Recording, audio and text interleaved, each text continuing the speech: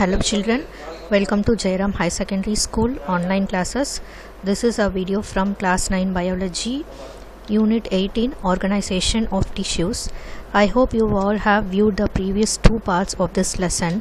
In the previous videos we have discussed about the organization of cells into tissues, and we have seen about the classification of plant tissues, meristematic tissues and permanent tissues, and we have discussed about the simple permanent and complex permanent tissues. So when we are discussing about the plant tissues, in parenchyma you have asked a doubt. These parenchyma cells, they have intercellular spaces in between. So what do you mean by intercellular spaces? So here from the diagram you can see there is a small space in between the cells. So these kind of spaces in between the cells is called as intercellular spaces, and if the spaces is occurring within the cells, it is called as intracellular spaces. So can you make the difference between intracellular and intercellular? So these kind of parenchyma tissues have intercellular space between the tissues, that is in between the cells they have spaces. So that is called intercellular spaces. And also you have raised a doubt about the xerophytic plants, and these kind of xerophytic plants, they grow in the regions where there is less water, like in desert regions. For example, you can see Opuntia and cactus. These are some plants growing in the desert regions, and these plants has the ability to grow in with less water itself. So since there is a scarcity of water, these plants transpires very less. The transpiration is a loss of excess amount of water in the form of water vapor through the leaves. You know very well about transpiration. Here these kind of Opuntia and cactus, they transpire very less, and also in order to store water for longer time, these are modified to store water. These stems and leaves are modified to store water. So that kind of storage of water is called as succulent. So these kind of parenchyma cells, they store water in succulent and xerophytic plants. So xerophytic plants or the plants which grows in the desert regions, so this is mainly helpful for storage of water since there is a scarcity of water. I hope you are clear with now xerophytic plants. Next we have discussed about the different components of xylem and phloem. Hope you all have viewed this in the previous videos. And in the animal tissues, we have seen the classification of animal tissues, and we have started with the first kind of animal tissue, epithelial tissue. This is the outermost covering of the animal tissues, which is nothing but our skin. And not only our skin, this is also a covering layer of many internal organs also, which protect the internal organs. And we have discussed about the various types of epithelium, such as simple epithelium, cuboidal epithelium, columnar epithelium, ciliated epithelium, glandular epithelium, and also we have seen about compound epithelium. So continuing with this, in this video we'll move on to muscular tissue. So before getting into the structure and function of muscular tissue, let us know what is the main use of a muscle. You know very well, muscles are attached to bones, and the bones, this skeleton, forms the framework of our human body. So this skeleton are attached to these muscles. So what for the skeleton and muscles are attached? This is mainly for our movement. So movement means what, and locomotion means what? So movement is moving the body parts and also moving from its own place. For example, can you say a plant will move? We will not say the plant is not moving, but actually movement is happening in the plants also. The plant is also moving its leaves, it is shaking its blast. So movement is the moving of a part of a body is called as movement, whereas in animals both movement and locomotion is possible.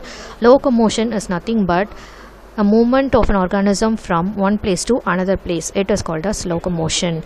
So the movement happens both in plants and in animals, whereas locomotion happens only in case of animals. There is no locomotion in plants. So for locomotion, for an animal to move from one place to another place, these muscular tissues are very much helpful.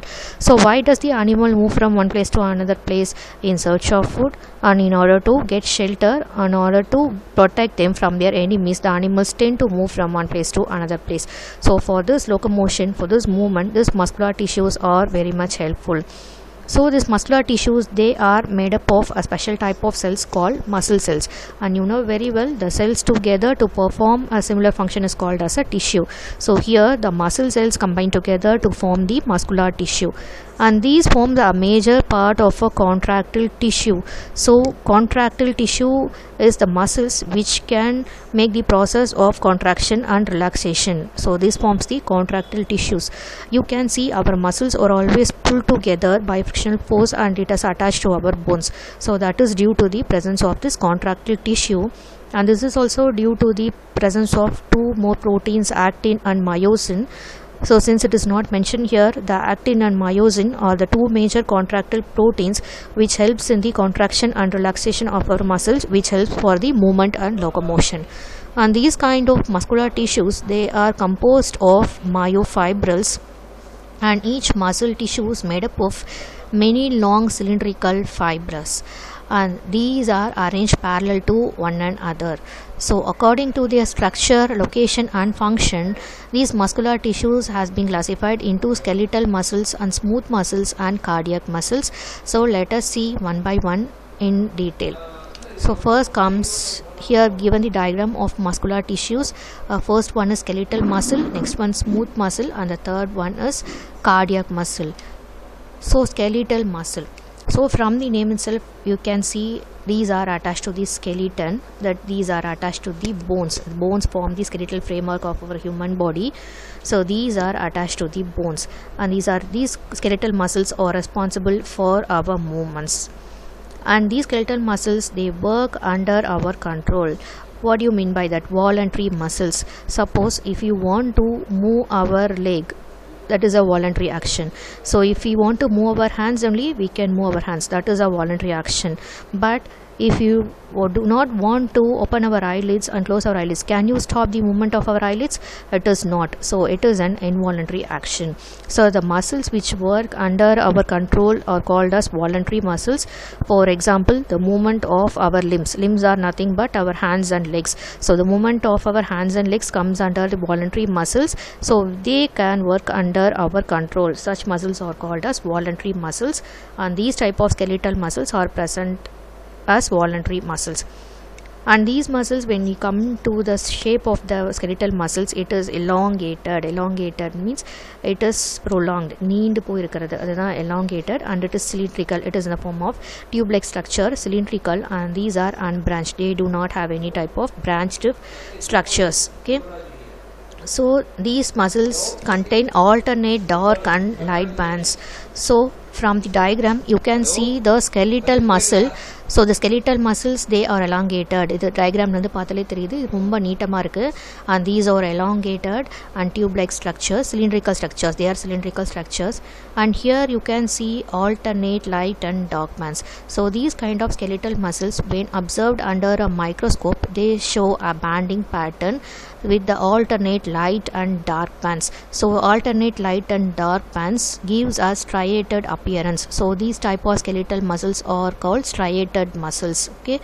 So from the diagram you can see these muscles are with striations. So skeletal muscles are called as striated muscles, and these are multinucleate. So here also in the skeletal muscle you can see, so this is a nucleus and this is a nucleus. So you can see many more nuclei here. So this is called as multinucleate. So these type of skeletal muscles are with many nuclei. And these kind of skeletal muscles occur in our biceps and triceps. So what do you mean by biceps and triceps? In our forearms. So in our arms இருக்கு இல்லையா, அந்த ஆர்ம்ஸில் வந்து மேலே சைடும் கீழையும் இருக்கிறது பேர் தான் biceps and triceps, which helpful for the movement of our hands. So for our contraction and relaxation of our biceps and triceps, these skeletal muscles are very much useful, and these muscles undergo rapid contraction. So you know very well movement occurs due to the contraction and relaxation of our muscles. So these muscles are helpful for rapid contraction. So once again I'll say about the skeletal muscles. These are attached to the bones, and these muscles are responsible for movements and they work under our control, so are called as voluntary muscles. And from the diagram you can see they are elongated tube-like cylindrical structures with many alternate light and dark bands. Since they give a striated appearance, these are called muscles with striations, and since they contain many nuclei, these are called as multinucleate. Next, moving on to the smooth muscles.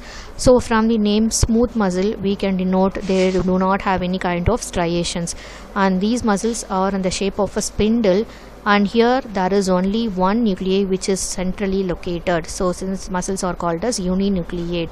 So here from the diagram you can see smooth muscles, they are spindle shape, and here in each muscle fiber there is only one central nucleus present, so this is called as uninucleate. Since there is only one nucleus, it is called as uninucleate. And in the case of smooth muscles, there is no striations, there is no alternate light and dark bands, so these muscles are unstriated muscles or non-striated muscles. And these type of smooth muscles are not under our control, so these kind of muscles are called as involuntary muscles.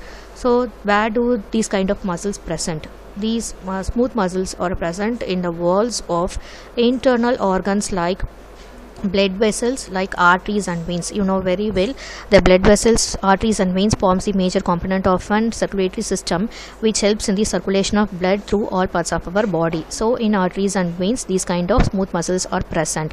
And also in our gastric glands are especially present in our gastrointestinal tract, which is in our digestive system. These type of gastric glands secrete some gastric juices or enzymes which are helpful for the digestion of carbohydrates and proteins in our stomach.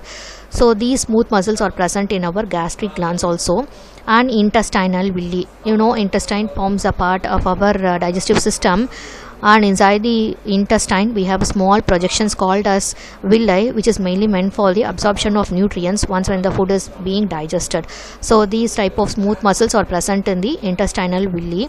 And also it is present in the urinary bladder. This forms a part of excretory system where the urine has been stored temporarily for a short time before expulsion. So these kind of smooth muscles are present in the walls of internal organs like blood vessels, gastric glands, intestinal villi and urinary bladder. So this is also one kind of muscular tissue. Next, moving on to the third kind of tissue, cardiac muscle. So cardiac muscle, it is from the name itself it denotes cardiac. It is present, especially present only in heart. You might be seeing the doctors, cardiologists, cardio specialists, the doctors who are who are very much specialized in dealing with heart diseases, so they are called cardiologists. Okay, so cardiac, the name itself denotes these type of muscles are especially present in our heart. So heart muscles are called as cardiac muscles, and this is a special tissue present in the heart, and these tissues are cylindrical, branched and uninucleate. So once again we have to move on to our diagram, cardiac muscles. So here also you can see alternate light and dark bands when observed under a microscope. So these cardiac muscles, like skeletal muscle, they show striations and are called as striated muscles, and here they have nucleus located in the part of striations. So these cardiac muscles, they are cylindrical, branched and uninucleate, since it contains only one nucleus per tissue cell, and these have branches, so these are called branched muscles, and the branches join like an intercalated disc forming the unique cardiac muscles. And these type of cardiac muscles mainly they help for the contraction dilatation of our heart. You know very well, the heart is pumping the blood and its movement is lapped up to pump the blood to the various parts of the human body. So for the contraction of the heart, these cardiac muscles are very much helpful, and these are all involuntary muscles. Children, if you imagine, if you want to stop the heartbeat, can you stop it? No, we cannot stop our heartbeat. So this is an involuntary action. So this cardiac muscle is an involuntary muscles and is mainly meant for the rhythmic movement of the heart. The movement of the heart pumps the blood in rhythmic movement, lapped up, so that gives the sound as lapped up, so that makes the rhythmic movement of the cardiac muscle. So these muscular tissues are mainly meant for the rhythmic movement of the heart. So once again we'll see. So here comes the three types of muscular tissue. This is mainly meant for the movement and locomotion. Movement may be either moving the body parts, and locomotion may be the movement of one organism from one place to another place. So these kind of muscular tissues are helpful for both movement and locomotion. So the first skeletal muscle, and second one smooth muscle, and the third one cardiac muscle.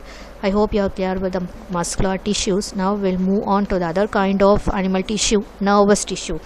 So nerves, where these nerves are present, it is present all over our body. It is present from our head to toe, which passes the information to the brain and which is responsible for all our actions, isn't it? So nervous tissue, this is made up of different kinds of nerve cells, which are nothing but neurons. So the neurons, they are the functional unit of nervous tissue, and the neurons are the longest cells of the body. Since it elongates all over the body, since it runs throughout the body, these are the longest cells of the human body.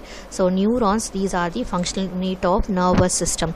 So our nervous system consists of brain and our nerves, so central nervous system and peripheral nervous system. It contains our brain, spinal cord, and our nerves together forms our nervous system. So this neurons forms the structural and functional unit of nervous system, and the neurons are elongated and slender. So elongated and slender like structures. So here from the diagram you can see this is elongated structure and it is also slender, and it consists of a cell body called a cyton, and nucleus is prominently present in the cell body, in the center of the cell body, and you can see a cytoplasm. An axon is a single long fiber, and this axon ends up in terminal branches. So here from the diagram you can see this is called cell body. So here the cell body is present with many branches, that is called dendrites, and inside you have a prominent nucleus present, and continuing with that you have a long slender structure called as axon, and these axon ends in the terminal endings, which again has dendrites. So these dendrites are the starting point of the next neuron. So here comes the terminal endings, has a connection between the dendrite of one neuron and the dendrite of the second neuron. So here happens the transmission of nerve impulse from one nerves to the other nerves. Okay. So axon ends up in terminal branches. So these terminal branches, that is nothing but dendrites, they receive stimulus and send signals to the next neurons, by which the neurons pass the information to the brain, and in turn the brain responds to the stimulus, the response is activated. So the nerve cells, like all other cells, they undergo a process called cell division. That is, a single cell will be dividing into two cells. The process is called as mitosis. Like other cells, these nerve cells do not undergo the process of cell division, but instead they develop from a specialized cells called glial cells, and the process of development of these nerve cells from glial cells is called as neurogenesis.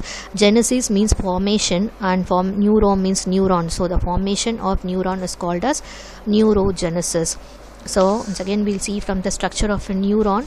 The neuron or the basic functional unit of nervous system, and these neurons are the longer cells of human body, and these neurons contain a central body called as cell body, and inside you have a prominent nucleus present, and it has small branched structures called as dendrites, and these dendrites are the major part which receives stimulus once when the action is started, and these stimulus passes on to the slender filament like structure called axon, and these axon ends in the terminal endings, and these terminal endings has another dendrites, which in turn connected with the dendrites of the second neuron, so that here occurs the transmission of nerve signals, by which the response to the stimulus occurs. So this is all about the nervous tissue.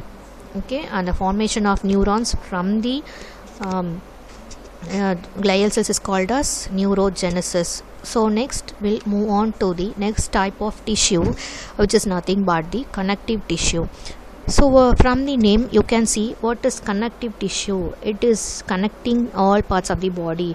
Can you say which connects all parts of our body? So one thing we can say, our skeletal framework, our bones connect all parts of our body. So without bones, imagine how our body will be. Will there be any connection between our neck and a trunk, head and a trunk? No, there will be no connection between our head and other parts of our body also. So the bone forms the connective tissue. it might be discussing for you to imagine the bone as a tissue. Before thing you have seen tissue as a soft parts, but even though bone is a hard structure, it is also made up of cells. So it is the cells together to form the bone tissue. So bone is also a kind of tissues. So bone is nothing but the connective tissue which connects all our body parts. And one more tissue which is running throughout our body apart from neuron. So what is the name of the tissue? I'll give a clue for you. It is like a fluid. So which is the fluid connective tissue in our body which runs throughout our body? Yes, it is nothing but blood. So blood also flows throughout our body and it is a fluid connective tissue. So likewise, connective tissue has been classified into 4 different types. So before getting into the classification of connective tissue, we'll have an overlook about the connective tissue. And these type of connective tissue are more abundant and these are widely distributed. Since these type of tissues runs all over our body parts, so these are widely distributed, and these forms the structural framework and give support to our body. Obviously our skeleton forms the structural framework and our bones together gives the support for our body, and also it prevents organ from getting displaced. You imagine if our skull is not there and if the rib cage is not there, will our all the parts will like brain and our lungs and heart will be in the same place or will be displaced. So these type of tissues prevents our organs, internal organs, from getting displaced from one part to another part. So this forms the skeletal framework. Also it prevents the organs from getting displaced, and also it protects the internal organs also, like our skull protects the brain and our ribcage protects the heart and lungs, and our bone marrow has been protected by our thigh tissues. So these protects the internal organs also. In addition, the skeleton also produces red blood cells from the bone marrow also. And these type of connective tissues, they are made up of 3 components: matrix, cells and fibers. So these are the 3 components of the connective tissue. And based upon the structure and function, this connective tissue has been classified into 4 different types: connective tissue proper, supportive connective tissue, dense connective tissue and fluid connective tissue. So connective tissue proper, it is further classified into areolar tissue and adipose tissue, and supportive connective tissue is further classified into cartilage and bone, and dense connective tissue is furthermore classified into tendon and ligament, and fluid connective tissue is divided into 2 types: blood and lymph, whereas blood is made up of different type of cells such as plasma, RBC, WBC and platelets, and lymph is made up of plasma and WBC. So this is the overall classification of connective tissue. So let us see one by one in detail in the forthcoming slides. So first we'll move on to connective tissue proper. So these connective tissue proper are made up of collagen fibers, elastin fibers and fibroblast cells. So one kind of connective tissue proper is areolar tissue, whereas here the cells and the fibers are loosely arranged. So from the picture you can see it's like a small thread like structures. So these thread like structures are called as fibers. These fibers are loosely arranged in a matrix. So the cells and fibers are loosely arranged in matrix. So can you imagine why these tissues are loosely arranged? You imagine if the tissues are very hardly arranged, we cannot move our body parts. So only these tissues are loosely arranged, and this is like a fine threads crossed each other. You can see from this diagram, these are like small threads crossed each other and leaving small spaces in between them. So these are the small spaces in between them, and these small spaces are called as areolae. So these kind of cells are with interrelated spaces. So these are called as areolae, and these kind of areolar tissue joins skin to our muscles. So you know skin is our outermost layer which is covering the muscles, and muscles are in turn attached to the bones which together form our human body. So skins are attached to muscles and muscles are attached to bones. So skins are attached to muscles by means of this areolar tissue.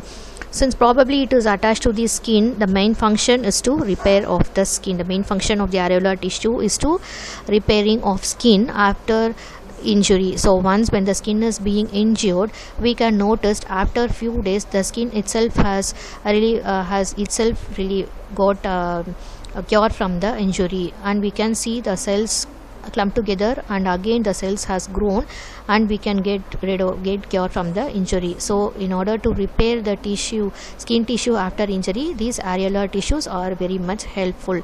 So these kind of areolar tissues comes under connective tissue proper. Here the cells and fibers are loosely arranged, and this looks like a fine thread crossed each other when observed under the microscope, and the small spaces in between the fine threads is called as areolae, and these type of tissues join skin to the muscles, and the main function of this tissues is the repair of skin tissue after injury. And the second type of connective tissue proper is adipose tissue. So adipose tissue, these are nothing but the fat cells are called adipocytes. The fat cells are otherwise called as adipocytes, which are oval shaped. So when observed under the microscope, you can see this type of structure of adipose tissue. The cells are oval. So you can see from the picture, the cells are oval. These oval shaped cells are nothing but the adipocytes, and these are found in the subcutaneous tissue between the internal organs. Sorry for the small spelling mistake here. It is actually cutaneous, cutaneous. It is actually typed as COE. It is subcutaneous. Cutaneous tissue is nothing but the layer below the skin is called a subcutaneous layer, in between the internal organs around the heart and the kidneys. So the heart and kidneys already it has been covered by epithelial tissue, you know very well. So below the epithelial tissue, these kind of adipose tissues are present, and the main function of this adipose tissue, these act as shock absorbers, and also these act as a fat reservoir. So once we are taking in the food, it contains carbohydrates, fats, vitamins, minerals and proteins, and these fats, once after digestion, these carbohydrates are utilized more for giving us more type of energy. But what happened to the fats? These fats are stored under our tissues. So whenever our body needs energy, in addition to carbohydrate, the fats burnt up to give sufficient energy needed for our body to perform various life activities. So these kind of adipose tissue act as a fat reservoir, and you can see many of them becoming obese, that is many of them having the fats deposited on their different parts of their body. Like mostly fats are deposited in our biceps and triceps, that is in our arms and in the thigh region and in our stomach region. So fats are being deposited in these different regions only, which makes us more obese, more weighted. So these type of tissues are responsible for the deposition of fat under these tissues, and also it acts as a shock absorber, and it also regulate our body temperature. So these kind of adipose tissues maintains our body temperature, whether the external temperature is cold or hot. These kind of adipose tissues helps for maintaining our body temperature in a normal temperature. Okay, and in addition it acts as an insulators. So insulators are very much essential for escaping from our cold conditions. So due to cold weather conditions, our body are prone to shivering, but these kind of adipose tissues forms as an insulators which relieves us from the cold conditions. Okay, so this is all about the adipose tissue. The adipose tissue are made up of fat cells, are nothing but adipocytes, and these are oval in shape, and these are found in the subcutaneous tissue in between the internal organs around our heart and kidneys. And function, it acts as a shock absorber and acts as a fat reservoir, and also it regulates our body temperature and it acts as insulators. So these are the main functions of adipose tissue. So these are the two types, areolar tissue and adipose tissue are the two types of connective tissue proper.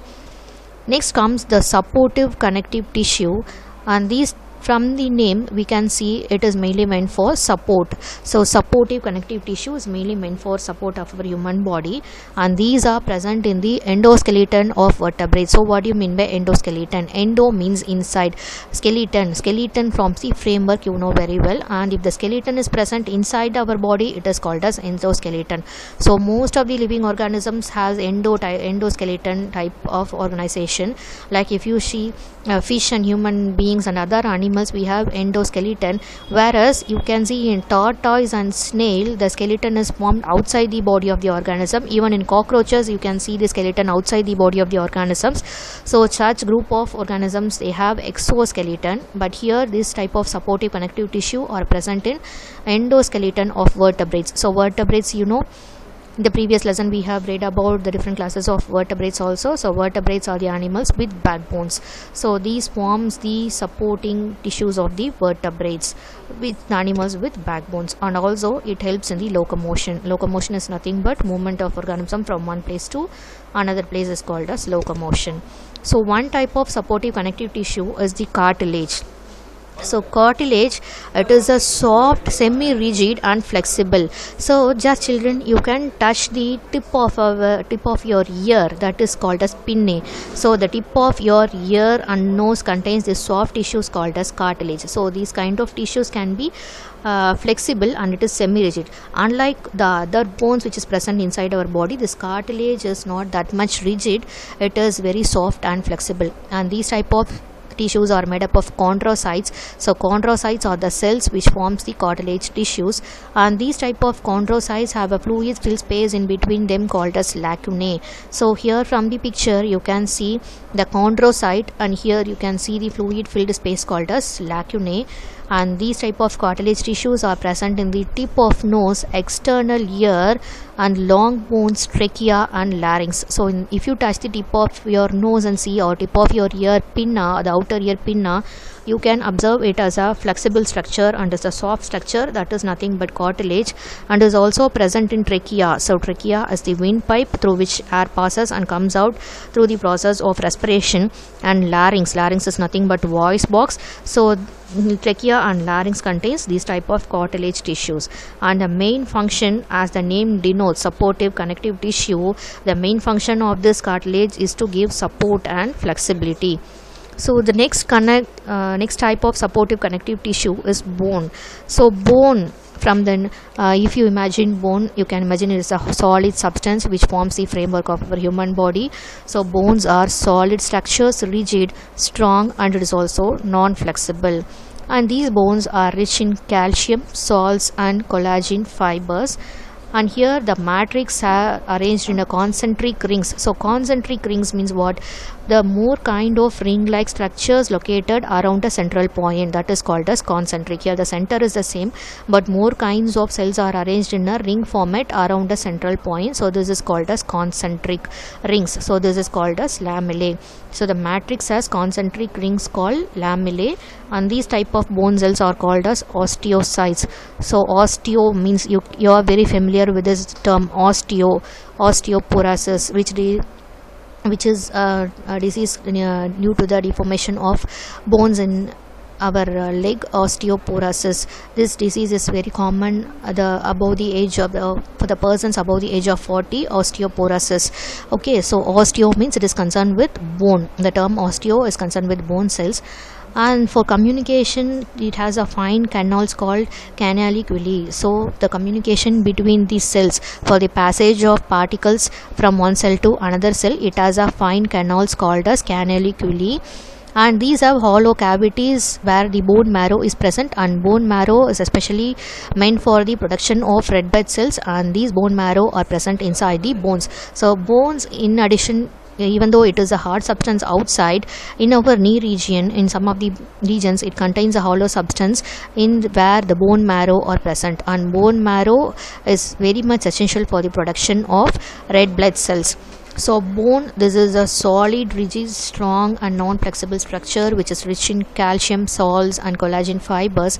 And here the matrix is made up of concentric rings which are arranged over the central point. It is called as lamellae, and these bone cells are called as osteocytes. So the passage of particles from one cell to another cell, it has fine canals called canaliculi, and it has a hollow cavities called bone marrow where the production of red blood cells occurs.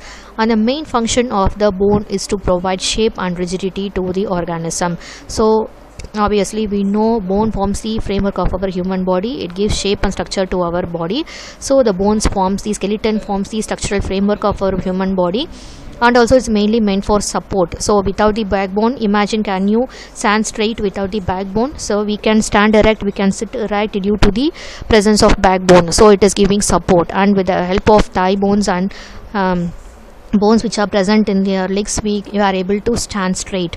So it is mainly meant for support also. And the main function of the bone is for protection of internal organs.